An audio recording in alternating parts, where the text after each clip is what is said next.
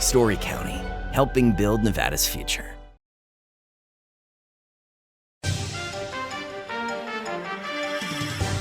Welcome to Nevada Newsmakers. On the broadcast today, we're going to go over some of the statewide results so far in the elections. Coming up with Helen Foley, Mike Draper, and Jesse Wadhams. It's all coming up next on all new Nevada Newsmakers. Meet Nevada Health Link, Nevada's official health insurance marketplace. Your link to savings, selection, free assistance, and name brand health insurance, where 90% of enrollees lower the cost of their monthly premium. Everyone deserves access to quality health coverage, no matter your income or family size. Visit NevadaHealthLink.com. A few minutes could save you hundreds of dollars per month. Nevada Health Link. Our plans are made for your plans.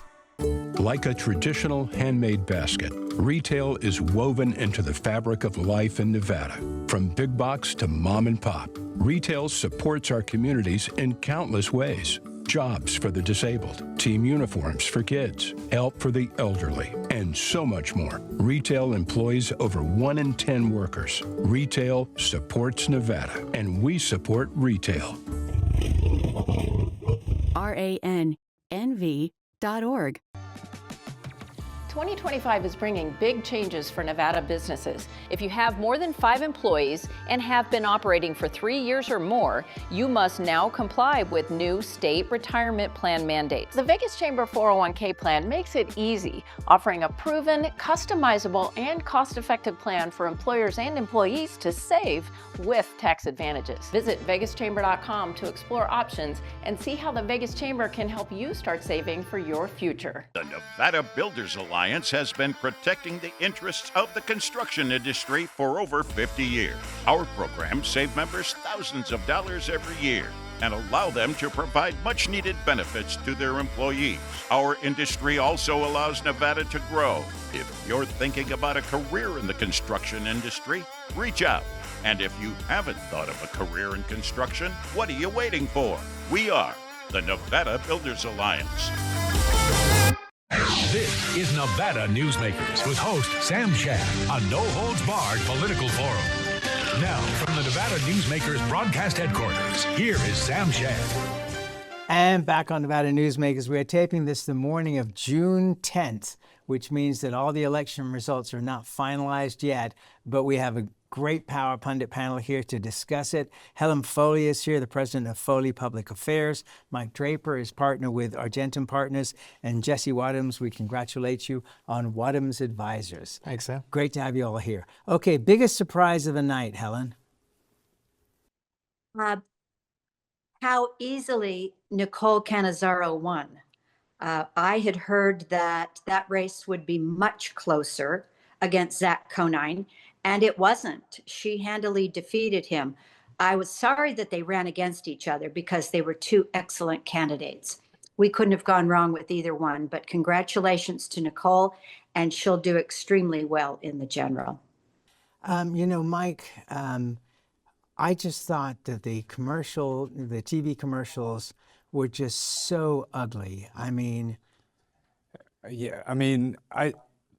Yes, I agree completely, and I think we see that. I just think it's, for me, yesterday's election was just the continuation of where our election cycles have gone. We saw low turnout. We've seen incredibly low turnout. We saw ugly campaigning, but that's just where we're going. And until somebody decides to fix that system, we're going to continue to see that. So I don't think anybody hit below the belt or anything like that. It's just our campaigning now is almost exclusively who to blame and why the other person is not the right person, as opposed to inspirational and aspirational. Okay, biggest surprise for you? I think it was more the general, there was a lot of primaries that were being run against incumbents by organized factions that weren't successful. And, I have a lot of respect for those factions, and they wield a lot of power in the state. And yet the people they were running lost to incumbents. So the power of incumbency, I suppose, was the biggest surprise, although that shouldn't be a surprise. All right, Jesse, biggest surprise for you, sir?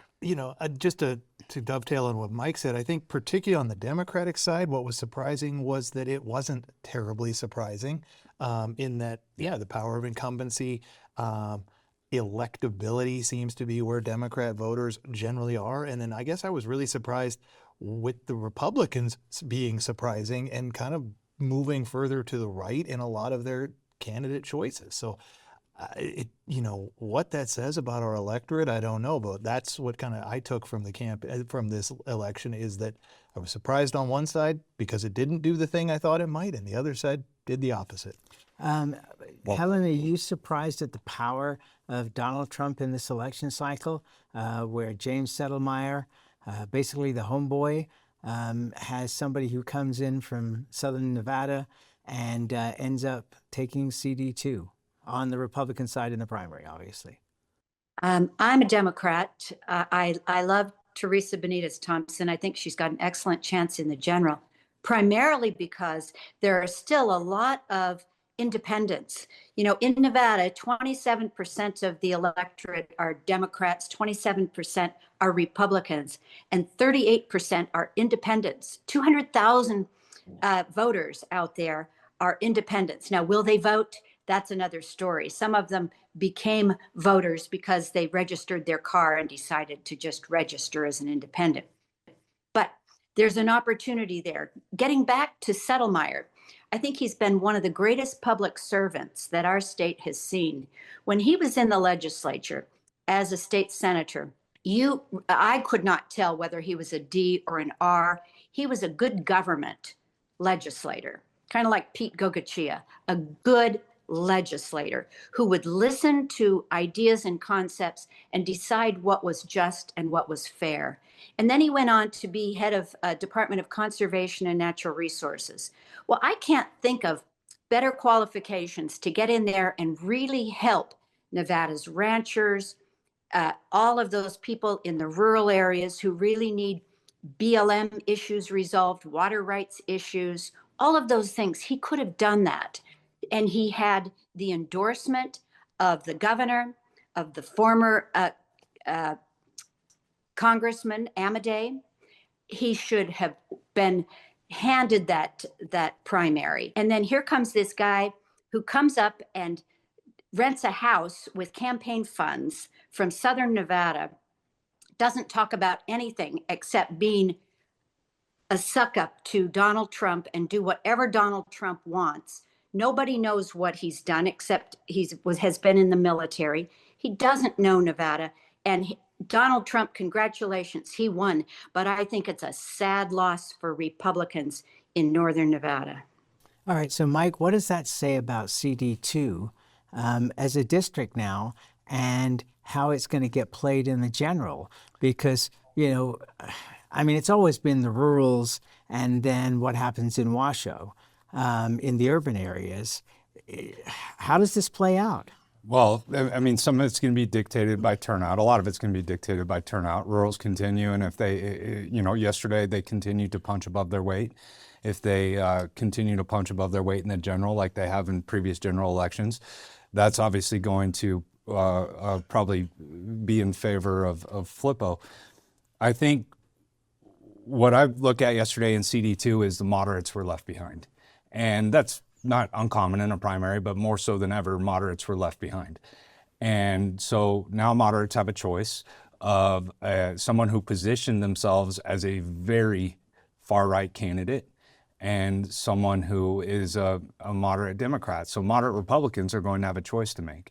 And that, I think, is going to be very interesting. A lot like Helen said, independents who typically lean to be moderate or certainly not party subsets for obvious reasons, which way are they going to break on that race? Clearly, some of it's going to be dictated by what happens federally and nationally over the next couple of months. But Nevada still being a purple state, people are going to have an interesting choice to make. And again, moderate Republicans and independents who feel like they've been left behind in that race, whichever one of those candidates really appeals to them more is probably going to have the edge. Jill Derby is looking at this going, dang. What does this tell us about, because this has been a question for me ever since the DMV started this whole registration thing, about the, quote, independents. Are they, or are they Republicans and Democrats that just got registered as independents because they weren't paying attention? It's an interesting question, Sam. I think what I have come to learn, and your campaign folks would have to talk to you more about what the data sets kind of get at, because that is a completely different dark art than what I know. But it does seem to me that those independents really are functionally partisans in some way, right? They may have felt abandoned by the party, but they are generally either Republican or Democrat. I doubt there's a huge wave of true people sitting there right in the middle. I think a lot of folks do identify with Democrats and Republicans, and I think what campaigns have done pretty well lately in a modern system with their data, all of their voter data, is that they understand the proclivities of those independents in ways to touch, hey, that's a good Democrat voter, we can get that one. But I tend to think that it's not quite as monolithic, moderate. It is partisan inside of that nonpartisan.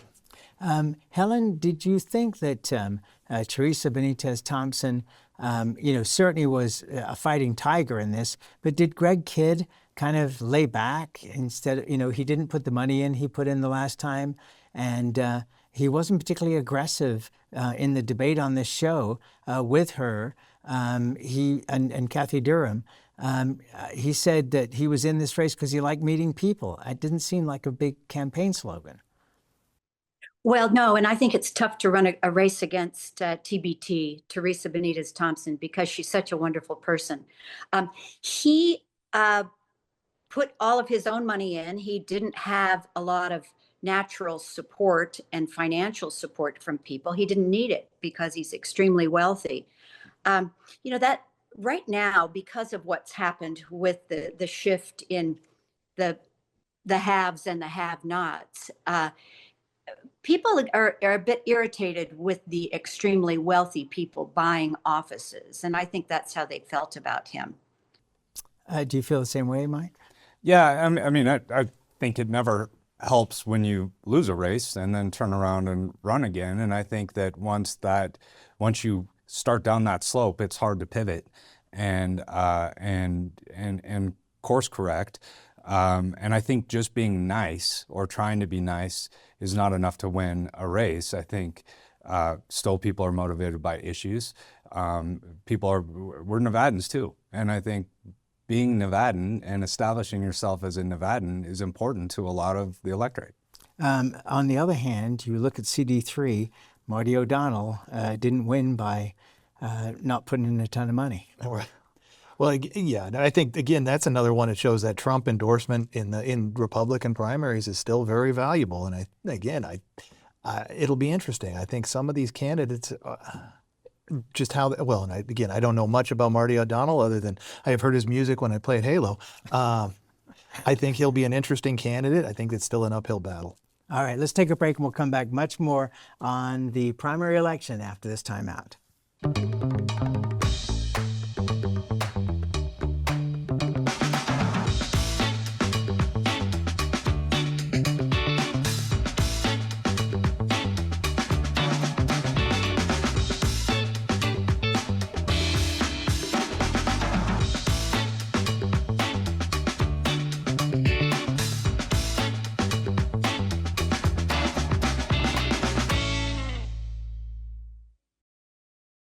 The trucking industry is the most resilient link in the supply chain, moving 95% of our freight in the Silver State. And while essential, the road isn't always smooth. Supply chain disruptions, rising fuel costs, and unrealistic rules and laws that hamper our ability to serve our customers and country. Our prosperity and every sector of the economy, manufacturing, mining, medicine, and food from farm to table, is tied to trucks. There's nothing without trucking.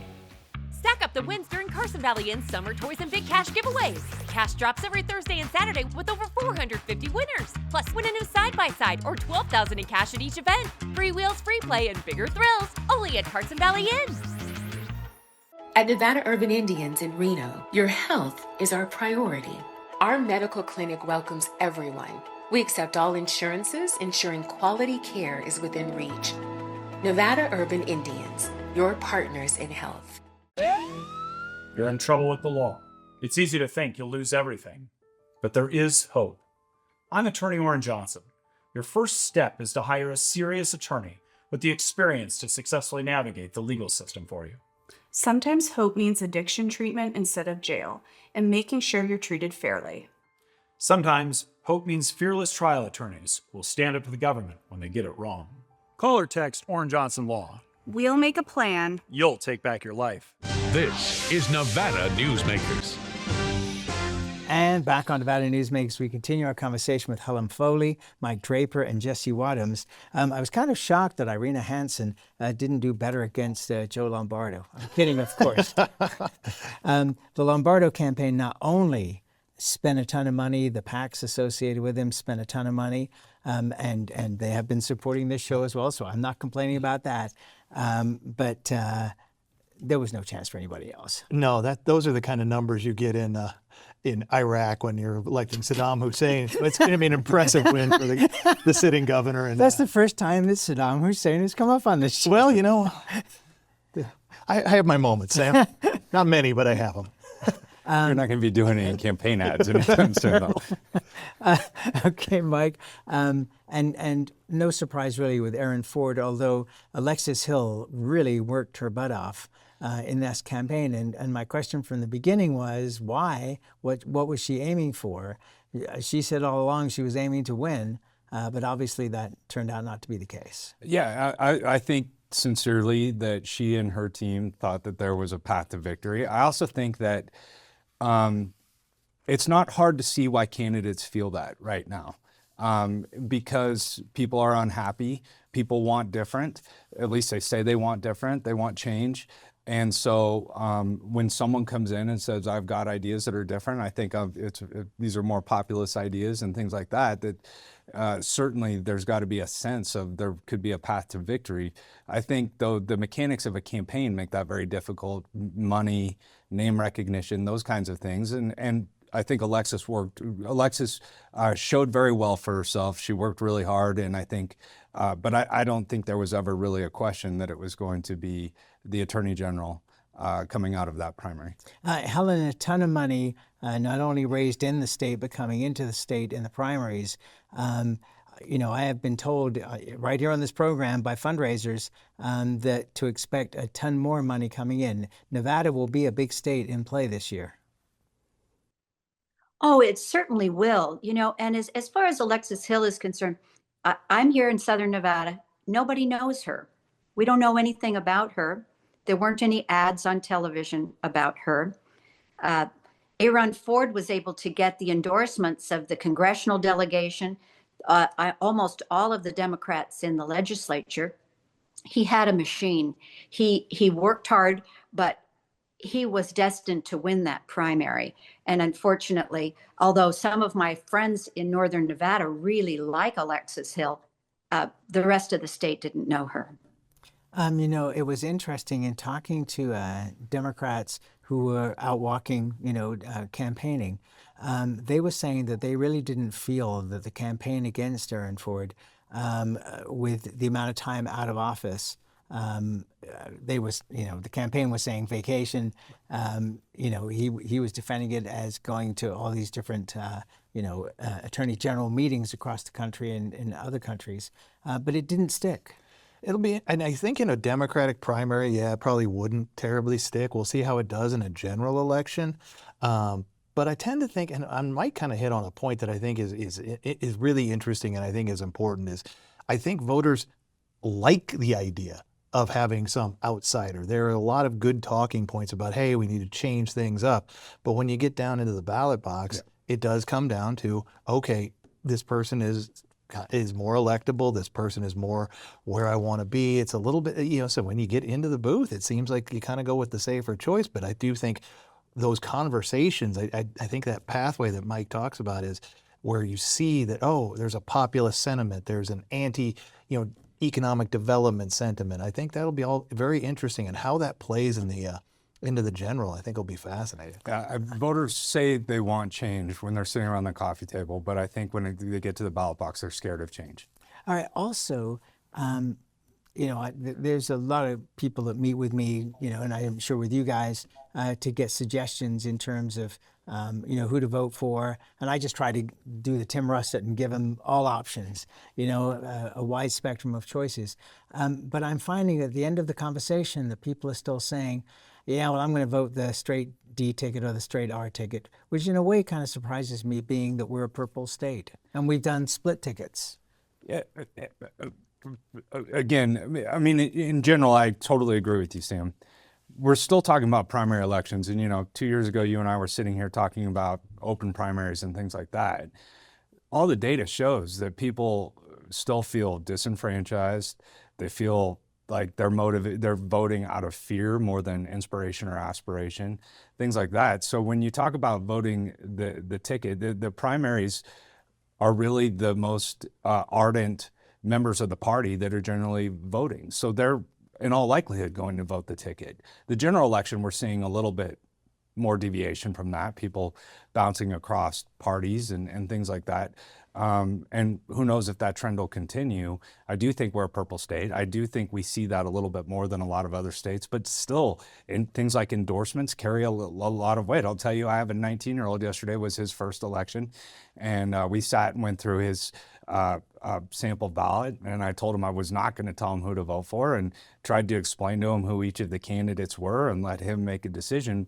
But ultimately, things like who the governor endorsed or who other people endorsed carried a lot of weight for, a kid who has no idea why the governor would endorse anybody. Well, the other part is that you have a 19-year-old who wants to vote, which is very important. Yeah. Helen, we'll come to you right after. He was forced. We'll come to you right after this break. We'll be right back. Welcome to Story County, where history meets innovation, and a pioneering spirit continues to shape our future. At the heart of the Tahoe Reno Industrial Center, we power the future with global leaders in technology and manufacturing, driving progress that reaches far beyond our county lines. From advanced manufacturing to tech innovation, our industries are creating thousands of quality careers, fueling a vibrant economy that benefits every Nevadan. But it's more than just growth. Our community is our foundation, supporting families, empowering local initiatives, and creating a place where everyone belongs. Be part of a legacy built on bold ideas and boundless possibilities. Join us in building a brighter future right here in Story County. Story County, helping build Nevada's future.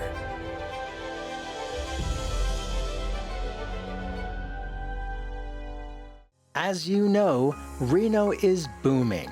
Toll's development company is helping it grow with insightful design and development, building community with every project, adding beauty, adding excitement, emphasizing our shared humanity. Reno is becoming bigger. Toll's development is helping it become better, more livable, more enjoyable. To learn more, go to tollsdevelopment.com. tollsdevelopment.com. Hear ye, hear ye! All hail the $75,000 Cash is King giveaways at Tamarack Casino. Rule the kingdom with cash giveaways every Thursday and Saturday. And live royally with up to $10,000 in winnings every week. Eat, play, win! Your good times are at Tamarack Casino. This is Nevada Newsmakers. And back on Nevada Newsmakers, we continue our conversation with Mike Draper, Jesse Wadhams, and Helen Foley. And Helen, I wanted to ask you about the Attorney General's race on the Republican side, Adriana Guzman-Freilich and Danny Tarkanian. There wasn't much of a distinction there between who was winning and who was losing. And why should there be? Danny Tarkanian, except for being a county commissioner in Douglas County, has lost every race that he's ever gotten into, and he continues to run. And I think that, Alex Tarkanian, related to Danny, is one that really mucked up that race for Settlemyre. I think they're a disaster. I don't think they should run anymore. They should just go home. Just quickly, because we're running out of time here, Adriana Guzman-Freilich goes back to the Gibbons administration. In terms of politics, we had her on the program. Very interesting discussion. But the powerhouse of the Democrats in this Attorney General's race, what do you think? Well, I mean, those two races, the Republican primary for Attorney General, I think, reminds us that experience, qualifications, things like that matter. And Adriana's known as a very good attorney. She's got a lot of experience working in state administration. So I think she's a very worthwhile candidate. Clearly, Nicole Cannizzaro is also a very worthwhile candidate. So that'll be an interesting race to watch, and how they both position themselves with their qualifications and experience. All right, so last thing to you, Jesse. Drew Johnson and Jeff Carter. That's been an ugly race all the way through, and it's still pretty close. I think that one's going to come all the way to that fourth day of ballot counting and mail-ins, and who knows? It's a interesting one, because you have the very qualified Democrat candidate in Taya Mathis, and the Republicans, I think, are going to have a little bit of an uphill battle. The one thing that hasn't been yelled out today, fraud. Let's way to bring it up now. And that's where we have to leave it. Thank you all so much. I really appreciate it. I know you guys were up late last night, and I appreciate you being here early this morning. We'll be right back. Each day, the Children's Advocacy Alliance partners with leaders, legislators, and families across Nevada to improve children's health, education, economic well-being, and safety. We recognize Nevada will be no better than the state of its children. Be a part of this change. Be a supporter of the Children's Advocacy Alliance. For more information, go to caanv.org. Imagine a magical garden that feeds Carson City's hungry and homeless, teaches our high school students agriculture, creates hanging floral displays to beautify downtown, and yet charges nothing. It's not magic. It's the Greenhouse Project. It's real, it's growing, and it needs your help. Go online to carsоncitygreenhouse.org so together we can grow it forward. Welcome to the Ahern Boutique Hotel, where luxury and warmth come together in the heart of Las Vegas. We take pride in offering a one-of-a-kind experience for both locals and tourists. Join us for handcrafted cocktails and an unforgettable experience. Joel's Chop House, the perfect place to savor views of the Las Vegas Strip. Satisfy your cravings at the Ahern Chocolate Shop. No smoking, no resort fees, and the parking is always free. The Ahern Luxury Boutique Hotel is your home away from home.